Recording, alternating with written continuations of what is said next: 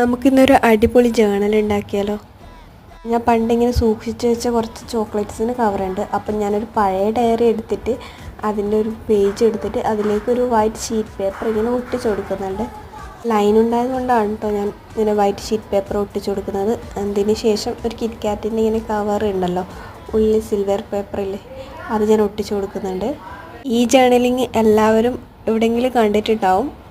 എനിക്കിത് ചെയ്യണമെന്ന് ഭയങ്കര ആഗ്രഹം ഉണ്ടായിരുന്നു. അതുകൊണ്ട് ഞാൻ പണ്ടേ ഇങ്ങനെ സൂക്ഷിച്ച് വെച്ച് കുറേ ചോക്ലേറ്റ്സിൻ്റെ കവറുണ്ടായി. അപ്പോൾ ഞാൻ ഉണ്ടാക്കാമെന്ന് വിചാരിച്ചു. അപ്പോൾ അവിടെ ഇവിടെ ആയിട്ട് ഇങ്ങനെ ഓരോന്നിങ്ങനെ ഒട്ടിക്കുന്നുണ്ട്. ഇതിങ്ങനെ ഒട്ടിച്ച് വരുമ്പോൾ ഇങ്ങനെ കാണാൻ നല്ലൊരു രസമാണ്. നിങ്ങളിങ്ങനെ കുറേ ചോക്ലേറ്റ്സും കവറിങ്ങനെ എടുത്ത് വെച്ചിട്ട് ഇത് ചെയ്ത് നോക്കണേ.